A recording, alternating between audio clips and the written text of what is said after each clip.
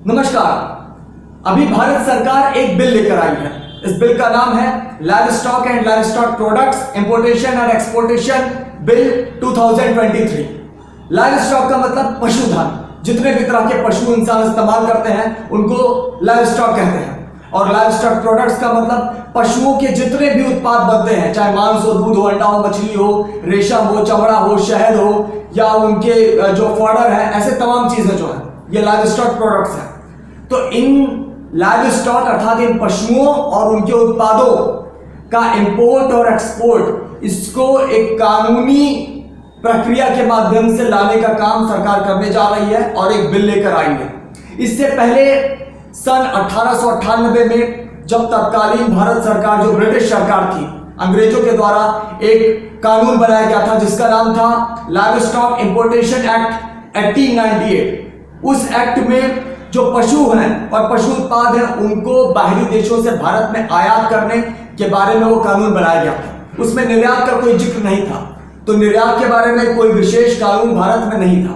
भारत की एक export policy है, उस एक्सपोर्ट पॉलिसी में कुछ बातों को अलग अलग तरीके से मेंशन किया गया था जो निर्यात के बारे में थी, लेकिन कोई ऐसा एक्ट नहीं था जो निर्यात को परिभाषित करता हो। पर अभी भारत सरकार ये जो बिल लेकर आई है, इसमें जो सन 1898 का अंग्रेजों का कानून है जो सिर्फ इंपोर्ट के बारे में है, उसको स्क्रैप किया जा रहा है, उसको सरकार हटा रही है और उसकी जगह पर एक नया अधिनियम लेकर आने वाली है जिसका बिल प्रेजेंट करने वाली है अभी लोकसभा में सरकार। तो अभी ये बिल जो है ये लोगों की आपत्तियों के लिए अभी रखा गया है। कल 18 जून तक लोग उस पर आपत्तियां दर्ज करा सकते हैं। तो इस बिल की कुछ मुख्य बातें, जो बड़ी चिंताजनक बातें हैं, उनको मैं पहले आपको बताना चाहता हूं। तो पहला जो ये बिल है, इसकी धारा 2A ये कहती है कि जो पशु हैं या पशु उत्पाद हैं वो एक कमोडिटी है, वो एक वस्तु है। मतलब ये जो बिल का धारा 2A है वो पशुओं को, सभी तरह के पशुओं को और उनके उत्पादों को एक वस्तु की संज्ञा देता है। हमारे भारत देश में पशुओं को वस्तु नहीं माना जाता है, बल्कि हम उनको भी रेस्पेक्ट करते हैं, उनको भी एक जीवित प्राणी, एक व्यक्तित्व की तरह देखते हैं। जबकि ये जो बिल है ये उनको एक वस्तु की तरह देखता है। तो ये पहली एक गलत बात जो इस बिल में रखी गई है वो है। दूसरा, इसकी धारा 2E में लाइव स्टॉक को डिफाइन किया गया है। लाइव स्टॉक में सभी तरह के पशु जिनको इंसान इस्तेमाल करते हैं, चाहे मांस के लिए, दूध के लिए, अंडा के लिए, मछली के लिए, परिवहन के लिए, मनोरंजन के लिए, एक्सपेरिमेंटेशन के लिए, इन तमाम तरीके के पशुओं को लाइव स्टॉक कहा गया है। तो अब इस एक्ट की जो धारा 2F है, इसमें इन्होंने लाइव स्टॉक प्रोडक्ट्स को डिफाइन किया है। अब इसमें क्या डेफिनेशन लिखी है लाइव स्टॉक प्रोडक्ट्स की? इसमें इन्होंने लिखा है, it include meat and meat products of all kind including fresh, chilled and frozen meat, tissue, organs of bovines, poultry, pig, sheep, goat, egg powder, milk products और तमाम चीजें। मतलब इन्होंने इस लाइव स्टॉक प्रोडक्ट्स की डेफिनेशन में हर तरह की मीट रखा है। इन्होंने लिखा है मीट ऑफ ऑल काइंड, मतलब इसमें जितने भी तरह के लाइव स्टॉक है, चाहे गाय हो, भैंस हो, कुत्ता हो, बिल्ली हो, भेड़ हो, बकरी हो, हर तरह का जो जानवर है उसके मांस का इंपोर्ट और एक्सपोर्ट को जो है यहां पर कानूनी रूप से उन्होंने परिभाषित किया है कि अब ये जो है इस एक्ट के माध्यम से जायज माना जाएगा। अभी आपने सुना होगा कि भारत में गौवंश का जो मांस है, गौवंश का जो बीफ है, बीफ दो तरह का है, गाय का, भैंस का बीफ बेचने में भारत दुनिया में अग्रणी है।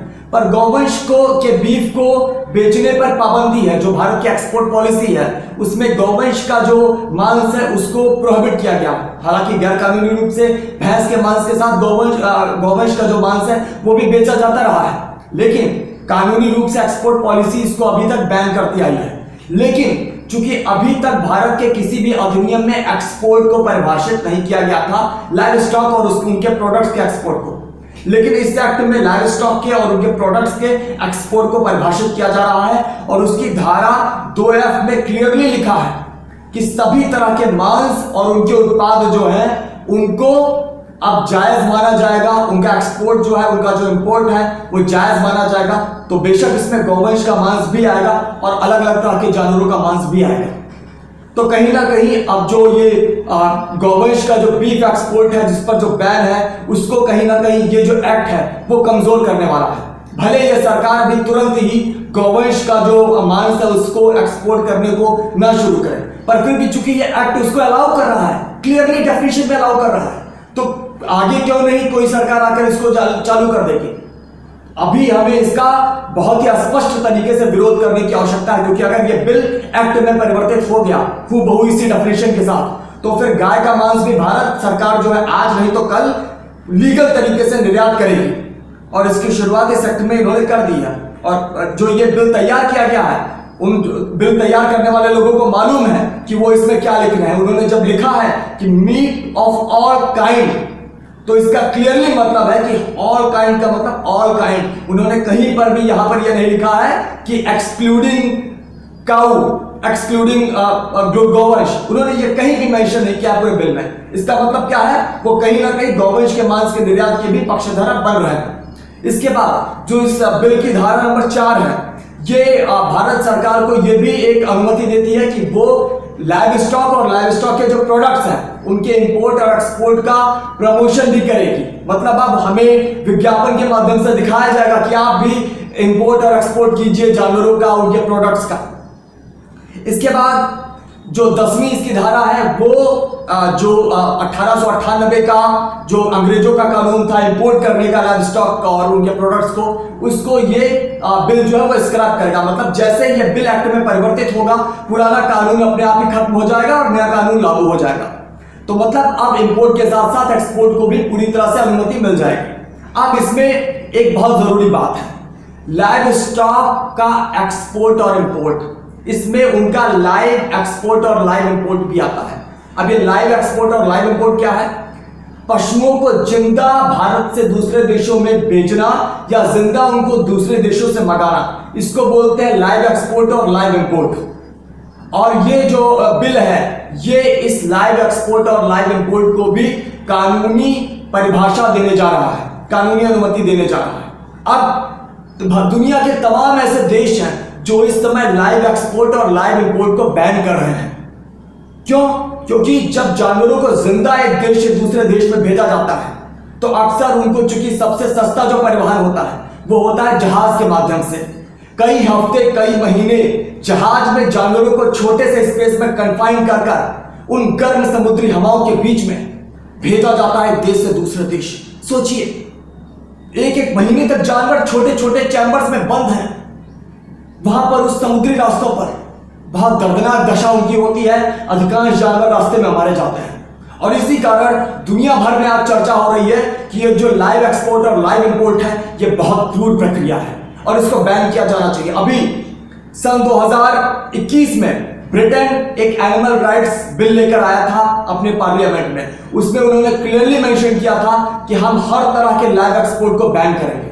हालांकि उस बिल को बाद में वो पास नहीं हो पाया वहां के लोअर और अपर हाउस में, पर फिर भी ब्रिटेन की सरकार, अंग्रेज वहां पर ऐसा बिल लेकर आए कि उन्होंने ये बात समझी कि जो लाइव एक्सपोर्ट है वो बहुत क्रूर प्रक्रिया है और हमें उसको बैन करना चाहिए। वो बिल लेकर आए और उसके उलट भारत सरकार, वो भारत देश जो दुनिया में अहिंसा का संदेश देता है, जहां पर दया की बात होती है, जहां की पूरी जो संस्कृति है, सनातन की जो संस्कृति है वो दया करुणा की रही है।